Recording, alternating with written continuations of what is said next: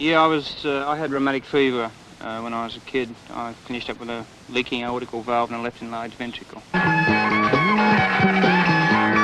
I'm at a stage now where I can't run any more than, say, 2 or 3 miles or I'm exhausted.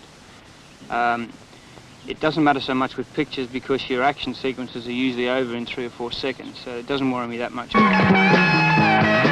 Eventually have to have a major heart operation. I'm putting it off as long as I can.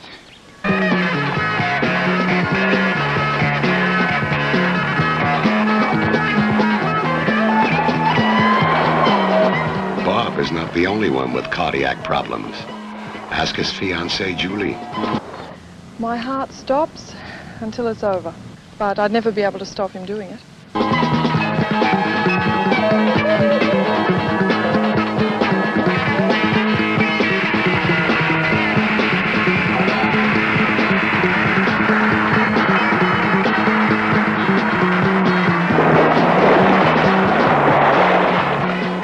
A successful jump.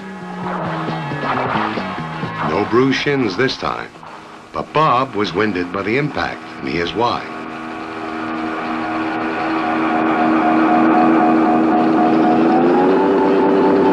His approach speed aviated the bike nicely.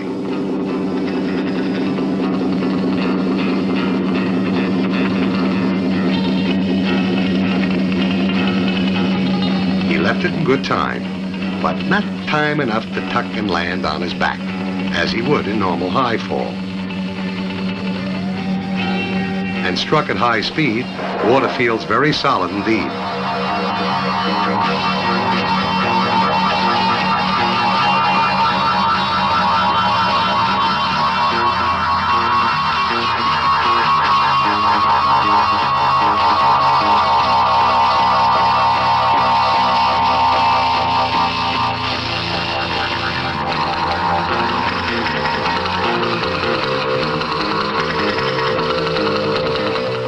Bob's solution, go higher.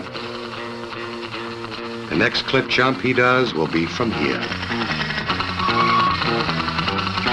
I think there's always a bit of excitement and thrill in a person's job. I think that's probably what attracted me to him in the first place.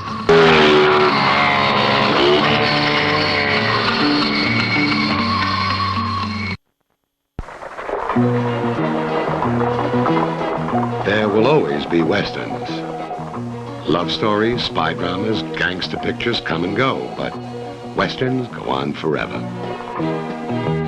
No longer are they the exclusive preserve of Hollywood.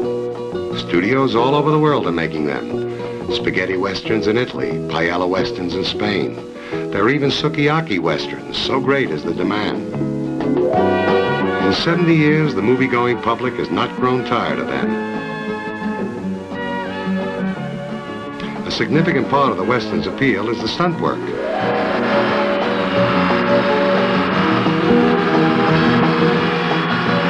While a bulldozer prepares the ground on the set of a decaying Western town, the stuntmen organize themselves for their respective scenes.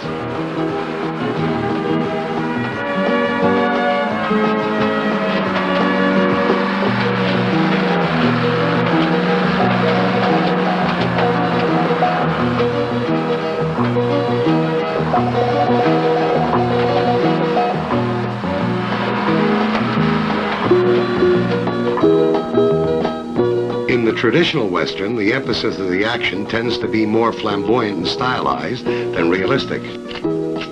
It conjures up a gloriously violent fantasy land where overkill proliferates, but no one ever really gets hurt. This presents special problems for the stuntman to overcome.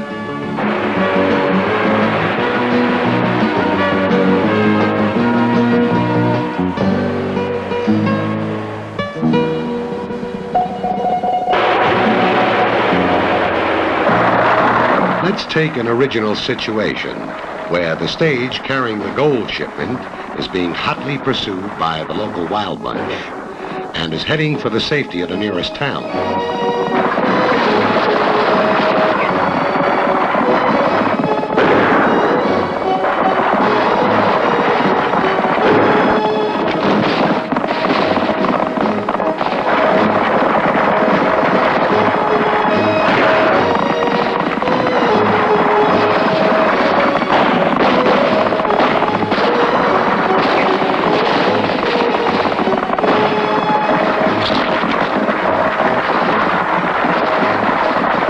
Meanwhile, the ever-vigilant sheriff has heard the approaching gunfire and has organized an ambush.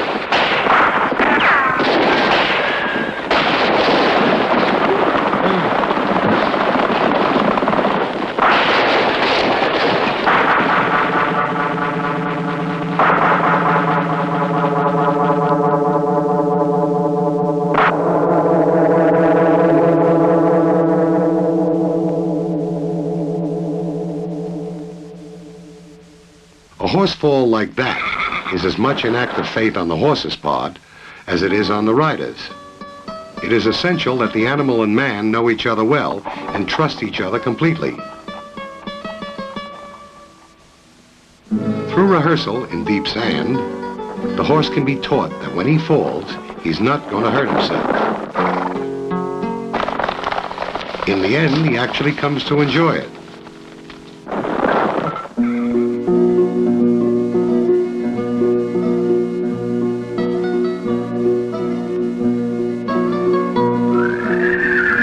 Down on the near side, you pull the offside rein. To come down on the offside, you pull the near side rein. There are a lot less pleasant methods to bring a horse down, such as burying a thick foam rubber mattress in the ground in the horse's path. The fall is spectacular, but the horse is easily hurt. Such practices were not used in this film.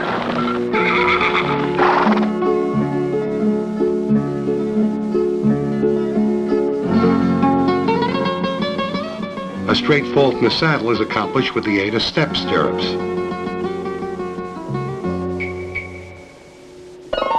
There is no chance of the foot getting entangled, and the rider has a secure platform from which to vault cleanly onto the rig.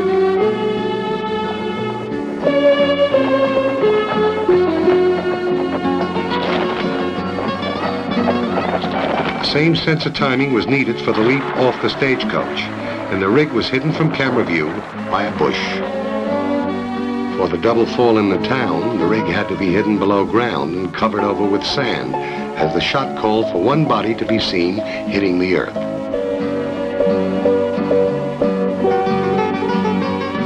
The balcony rail was half sawn through to enable Warren Campbell to break it easily.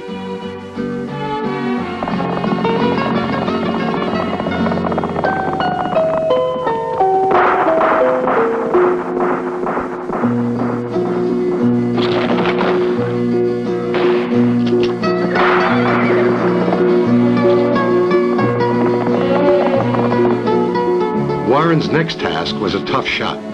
He had to double for one of the bandits, who was to appear to be blasted backwards clean off his horse. This effect is achieved by wearing a harness that is attached by a wire to a fixed base.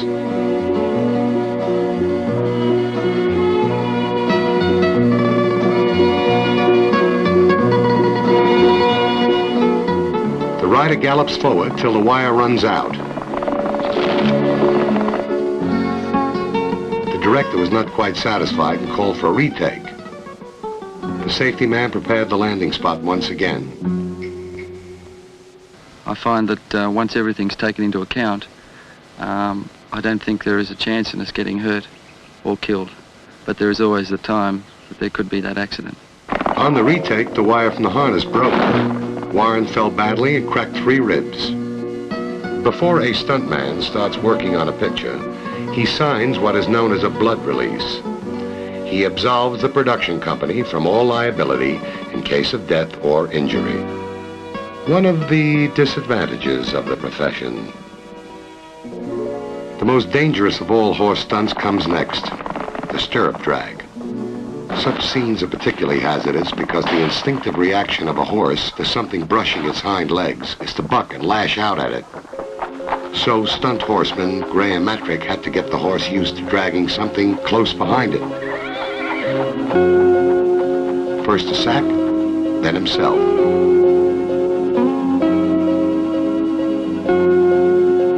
He secured his foot in the stirrup with a short length of cord, then rigged it so that he could release himself from the horse as soon as he needed to.